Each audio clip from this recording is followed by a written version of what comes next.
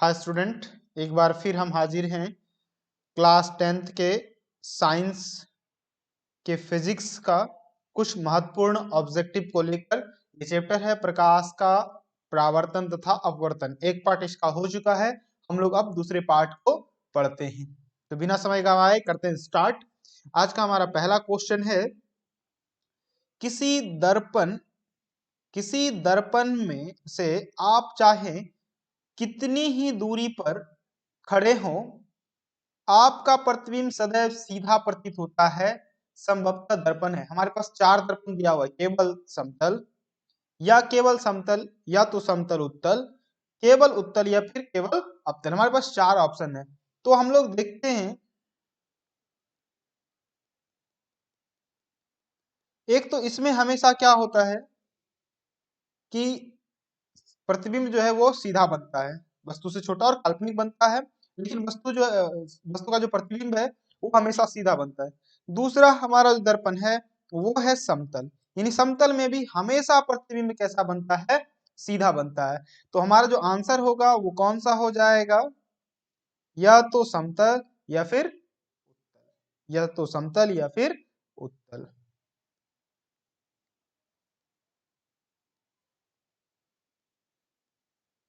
तो बढ़ते हम लोग अगले क्वेश्चन की तरफ। तो हमारा अगला क्वेश्चन है आज का, कहता फोटोग्राफी कैमरा में अभिदृश्यक होता है। अभिदृश्यक हम लोग क्या बोलते हैं, फोटोग्राफी कैमरा में दो लेंस होता है। क्या होता है, दो लेंस होता है। एक होता है अवतल, एक होता है अवतल, जो कि कुछ ऐसा बनता है, हम लोग जानते हैं इसको, यह है अवतल। और एक होता है उत्तल। इसको, क्योंकि ये वस्तु की तरफ होता है इसलिए इसको क्या बोलते हैं हम लोग, अभिदृश्यक। अभिदृश्यक क्या बोलते हैं, अभिदृश्यक। और ये चूंकि आंख के पास लगा होता है इसलिए इसको बोलते हैं नेत्रिका। क्या होता है, नेत्रिका। तो यहाँ पूछा गया है अभिदृश्यक, तो कौन सा हो जाएगा हमारा, अवतल लेंस। क्योंकि दूर की वस्तु को देखना होता है फोटोग्राफी में, तो इसलिए यहाँ क्या लगा होता है, अभिदृश्यक। तो हमारा आंसर हो जाएगा अवतल लेंस। क्या हो जाएगा, अवतल लेंस। समझ में आ गया होगा कि अवतल लेंस क्यों होता है, क्योंकि फोटोग्राफी में दोनों तरह का होता है, लेकिन क्योंकि हमको दूर की वस्तु देखना होता है, जो अच्छी क्वालिटी का होता है उसमें दोनों होता है। ऐसे बेसिकली जो जनरली कैमरा होता है उसमें अवतल लेंस लगा होता है। अब अभिदृश्यक है, ये दोनों होता है, लेकिन अभिदृश्यक क्योंकि वस्तु की ओर होता है इसलिए इसको अभिदृश्यक बोलते हैं। और ये कौन सा लेंस होता है, तो ये अवतल लेंस होता है। तो बढ़ते हम लोग अगले क्वेश्चन की तरफ। तो अगला क्वेश्चन कहता है कि साइड मिरर के रूप में प्रयुक्त होता है। साइड मिरर आप लोग देखेंगे बाइक में, जहां हैंडल होता है उसके साइड, या फिर किसी गाड़ी के साइड में लगा होता है पीछे की चीज को देखने के लिए। तो उसमें कौन सा दर्पण प्रयोग होता है ये बताना है। तो हम लोग जानते हैं पीछे की वस्तु को देखना है, तो और कैसा देखना है, सीधा देखना है, सीधा प्रतिबिंब चाहिए, और क्या, एक विस्तृत भाग चाहिए। इसलिए हम लोग, ऐसा गुण किस दर्पण में होता है, तो उत्तल लेंस में होता है, सॉरी उत्तल दर्पण में होता है। किसमें होता है, उत्तल दर्पण में, क्योंकि एक इसका जो दृश्यक भाग है वो ज्यादा बड़ा होता है। उसके बाद ये हमेशा किसी भी प्रतिबिंब का क्या, सीधा प्रतिबिंब, किसी भी वस्तु का सीधा प्रतिबिंब बनाता है। इसलिए कौन सा हो जाएगा हमारा आंसर, हमारा आंसर हो जाएगा उत्तल दर्पण। क्या हो जाएगा, उत्तल दर्पण। बढ़ते हम लोग अगले क्वेश्चन की तरफ। कहता है एक अवतल दर्पण की फोकस दूरी 10 सेमी है, तो उसकी वक्रता त्रिज्या, तो आर बराबर हम लोग जानते हैं 2f होता है, तो 2 गुना 10, तो कितना हो जाएगा, 20 सेमी। ये तो कल भी हम लोग इस पे चर्चा किए थे, ये बहुत ही आसान सवाल है। तो ये हो जाएगा हमारा 20 सेमी। बढ़ते हम लोग अगले क्वेश्चन की तरफ। कहता है किसी माध्यम का अपवर्तनांक एक का मान होता है, यानी अपवर्तनांक लिखा हुआ है, तो हम लोग जानते हैं म्यू बराबर, एक सेकेंड, म्यू बराबर होता है साइन आई बटे साइन आर, साइन आई बटे साइन आर। तो आंसर हो जाएगा हमारा बी नंबर, साइन आई बटे साइन आर। तो बढ़ते हम लोग अगले क्वेश्चन की तरफ। तो हमारा अगला क्वेश्चन कहता है निर्गत किरण और अविलंब के बीच का कोण। देखते हैं क्या होता है भाई निर्गत किरण और अविलंब के बीच का कोण। सॉरी, ये थोड़ा सा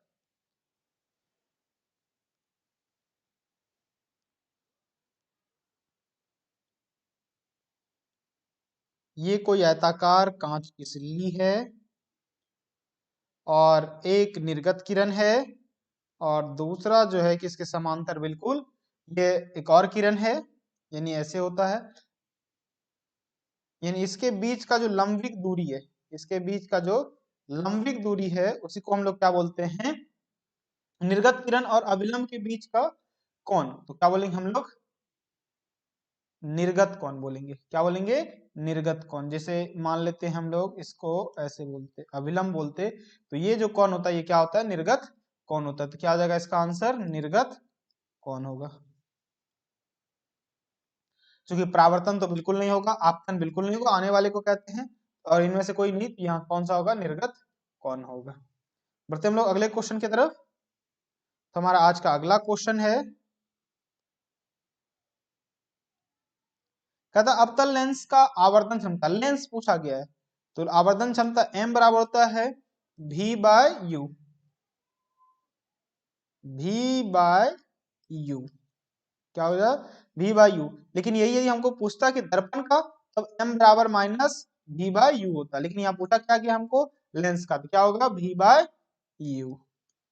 तो आंसर हमारा कौन सा हो जाएगा, डी नंबर। क्या हो जाएगा, डी नंबर। यहाँ लिख देते हैं, ये लेंस के लिए होता है, लेंस के लिए, और ये दर्पण के लिए। किसके लिए, दर्पण के लिए। बढ़ते हम लोग अगले क्वेश्चन की तरफ। तो हमारा अगला क्वेश्चन है, कहता है सरल सूक्ष्मदर्शी में किसका उपयोग होता है। पूछा गया है सरल सूक्ष्मदर्शी में किसका उपयोग होता है, बताना है।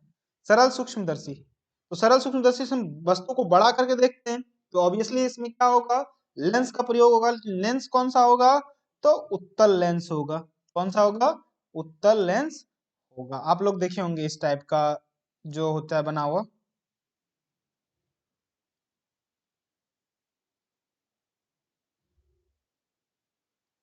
और इसके अंदर एक कड़ी होता है पकड़ने वाला, इस तरह का एक दर्प होता है, यहाँ इसमें उत्तल लेंस लगा होता है, उत्तल लेंस लगा होता है। क्या होता है, उत्तल लेंस लगा होता है। तो इसका हो जाएगा उत्तल लेंस। बढ़ते हम लोग अगले क्वेश्चन की तरफ। कहता है किसी लेंस के द्वारा सिर्फ काल्पनिक प्रतिबिंब बनता है, सॉरी, किस लेंस के द्वारा सिर्फ काल्पनिक प्रतिबिंब बनता है। लेंस पूछा गया, लेंस दो ही है, उत्तल और अवतल। बाइफोकल तो जिसमें दोनों हो गया, यानी उत्तल और अवतल दोनों हो गया। तो यहाँ जो हमारा आंसर होगा वो होगा अवतल, ये वाला लेंस, इसको याद रखते हैं। ये इस तरह का जो लेंस होता है उसको हम लोग क्या बोलते हैं, अवतल लेंस।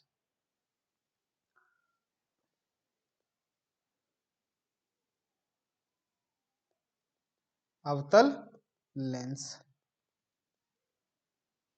बढ़ते हम लोग अगले क्वेश्चन की तरफ। कहता है एक उत्तल लेंस होता है सभी जगह समान मोटाई के, हम लोग फिगर ही बना लेते हैं उत्तल लेंस का, ये थोड़ा और नुकीला होता है, कुछ ऐसा।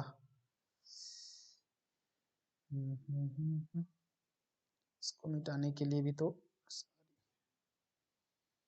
मिटाने के लिए यही ले।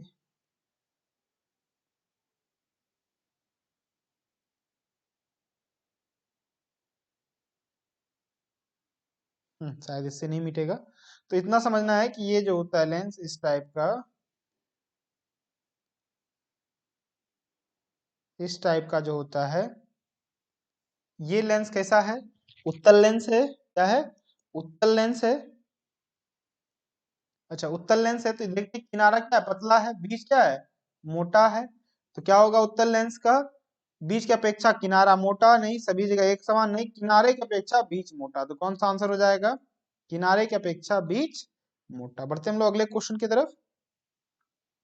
कहता है किसी किसी बिंब का किसी बिंब का वास्तविक तथा समान आकार का प्रतिबिंब प्राप्त करने के लिए बिंब को उत्तल लेंस के सामने कहाँ रखा जाए। फिर से देखते क्वेश्चन हमारा क्या है, काफी इंपॉर्टेंट क्वेश्चन है, ये कई बार पूछा गया है कि किसी बिंब यानी वस्तु को वास्तविक तथा समान आकार का प्राप्त करने के लिए उत्तल लेंस में कहाँ पर रखा जाए।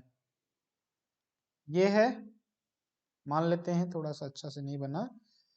ये हमारा उत्तल लेंस है, ये हो गया हमारा F1, ये हो गया हमारा F2।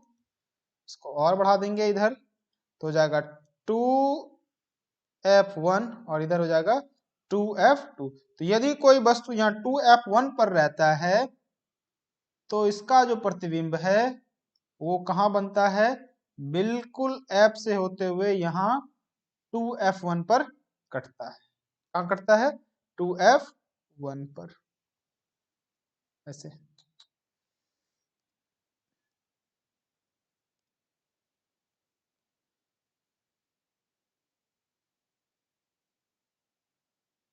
ऐसे कटता है। तो ये जो है कि समान आकार का जितना वस्तुओं का ऊंचाई होता है उतना ही होता है, और ये क्या वास्तविक बनता है। तो इसका जो आंसर हो जाएगा वो हो जाएगा फोकस की दुगुनी पर। क्या हो जाएगा, फोकस की दुगुनी पर। इसका आंसर हो जाएगा लेंस के, सॉरी एक सेकेंड,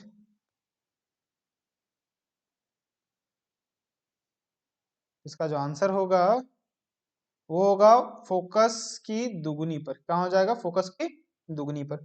बढ़ते हम लोग अगले क्वेश्चन की तरफ। कहता है किसी बिंब का अवतल दर्पण द्वारा बना प्रतिबिंब, किसी बिंब यानी वस्तु का अवतल दर्पण द्वारा प्रतिबिंब आभासी, सीधा तथा बिंब से बड़ा पाया गया, यानी वस्तु से बड़ा पाया गया, वस्तु की स्थिति कहाँ होनी चाहिए। तो ऐसे है, ये हमारा कौन सा लेंस, सॉरी दर्पण है, अवतल दर्पण है। तो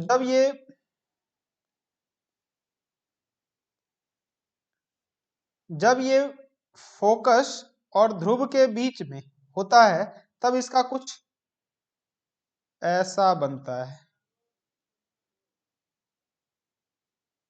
ऐसा जो बनता है, इसी गुण को यहाँ पूछा जा रहा है। तो ये कहाँ वस्तु हमारा स्थित है, तो ये ध्रुव और फोकस के बीच स्थित है, यानी मुख्य फोकस तथा वक्रता केंद्र के बीच नहीं, बिल्कुल नहीं, दर्पण के ध्रुव और मुख्य फोकस के बीच में। तो आंसर क्या हो जाएगा हमारा, दर्पण के ध्रुव तथा मुख्य फोकस के बीच में। और इसी गुण के कारण इसका उपयोग दाढ़ी बनाने में भी किया जाता है। बढ़ते हम लोग अगले क्वेश्चन की तरफ। तो हमारा अगला क्वेश्चन है, कहता है किसी गोलीय दर्पण तथा किसी पतले गोलीय लेंस दोनों की फोकस दूरियां -15 cm है, तो दर्पण तथा लेंस संभव है कि दोनों किस प्रकार का, ये बताना है हमको। तो हम लोग जानते हैं अवतल लेंस की भी फोकस दूरी ऋणात्मक होती है। क्यों ऋणात्मक होती है, क्योंकि अवतल लेंस जो बना होता है वो कुछ ऐसा बना होता है,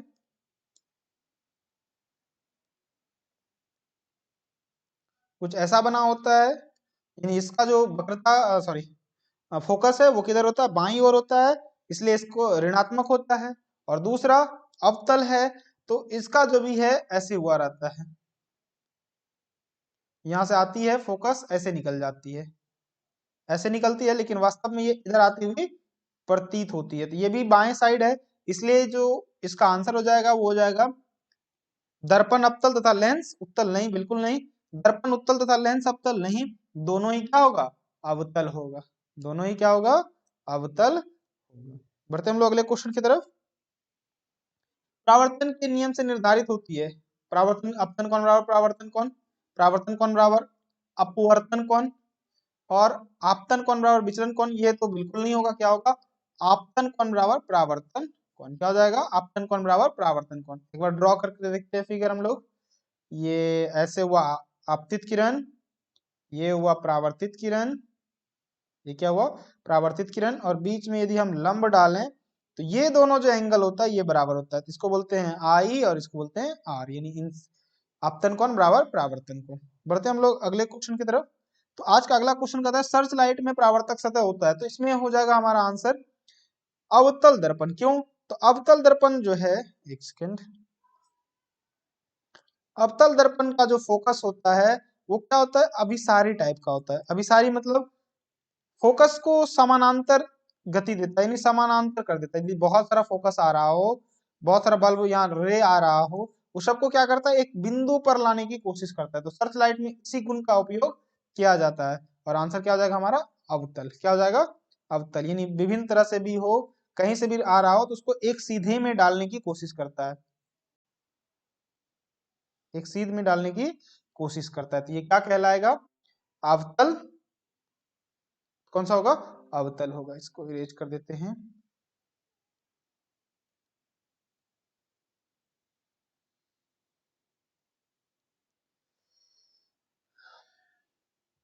बढ़ते हम लोग अगले क्वेश्चन की तरफ।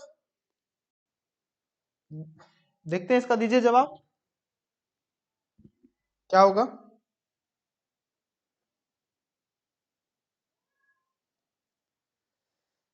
कहता है अवतल दर्पण की फोकस दूरी उसकी वक्रता त्रिज्या की। अवतल लेंस, अवतल दर्पण पूछे या फिर उत्तर पूछे, बात एक ही है।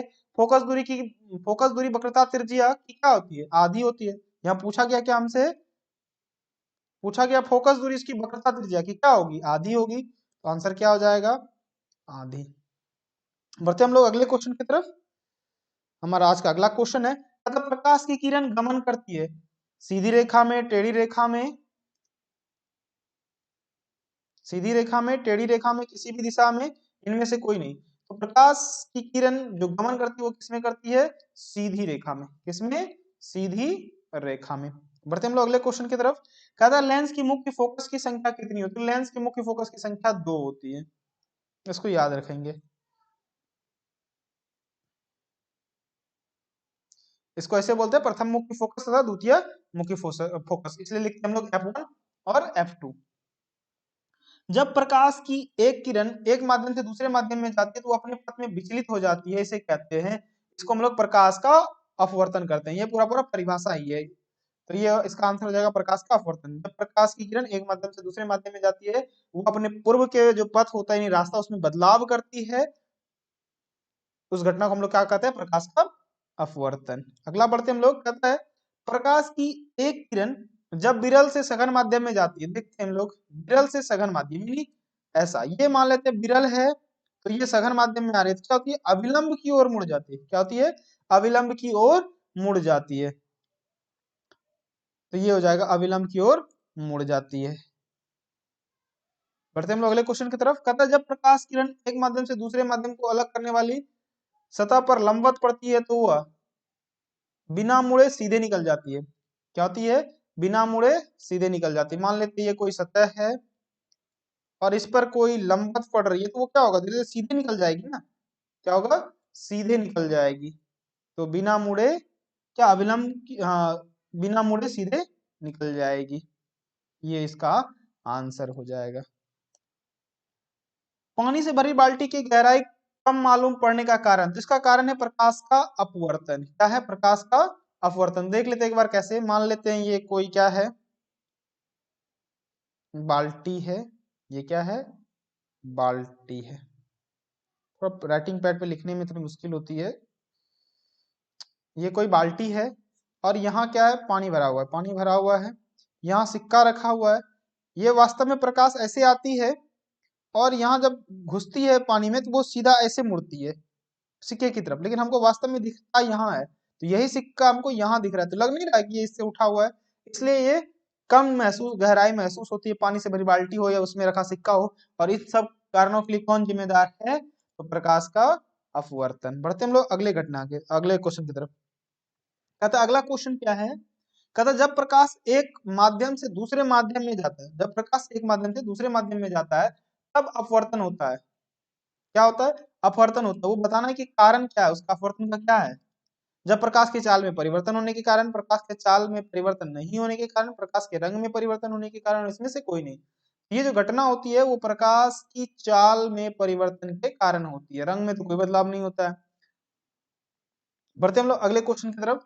कहता है सघन माध्यम से विरल माध्यम में प्रवेश करने पर आपतन कोण तथा, देखेंगे, आपतन कोण तथा परावर्तन कोण में क्या संबंध रहता है? सघन माध्यम में विरल माध्यम से प्रवेश करते समय, विरल माध्यम में प्रवेश करते समय, सघन माध्यम से विरल माध्यम में प्रवेश, यहाँ उल्टा पूछा जा रहा है। आपतन कोण तथा परावर्तन कोण में क्या संबंध होता है? देखते एक बार ड्रॉ करके। क्या पूछा गया? सघन माध्यम से विरल माध्यम, तो सघन माध्यम से विरल माध्यम में जाएगी तो वो अविलंब से दूर हट जाएगी। तो यहाँ क्या होगा? ये हो गया हमारा आपतन कोण, ये हो गया हमारा क्या? परावर्तन कोण, सॉरी अपवर्तन कोण। तो ये क्या हो जाएगा? बड़ा हो जाएगा। किससे? इस कोण की तुलना में ये कोण क्या होगा? बड़ा होगा। यानी कि अपवर्तन कोण बड़ा होता है। तो आंसर हो जाएगा हमारा ये वाला। इरेज कर लेते हैं।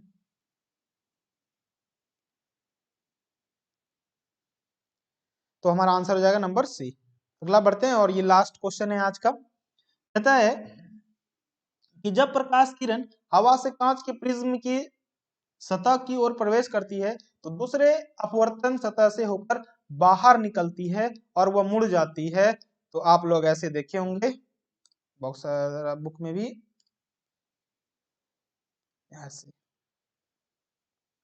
मान लेते ये क्या है, कोई प्रिज्म है, ये क्या है, कोई प्रिज्म है, ये प्रकाश जा रही है, ऐसे जाती है और फिर इधर को मुड़ती है, यानी ये इसके आधार की तरफ मुड़ती है। तो ये क्या हो जाएगा, प्रिज्म के आधार की ओर।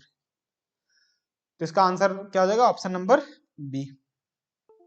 आज बस इतना ही। आई होप कि आपको अच्छा लगा होगा। आप इस वीडियो को 2-3 बार देखें ताकि सारे क्वेश्चंस का आंसर याद हो जाए। ये बोर्ड के लिए काफी इंपॉर्टेंट क्वेश्चन है। आप मेरे चैनल को सब्सक्राइब कर शेयर कर दें ताकि और सारे बच्चे जुड़ सके। धन्यवाद।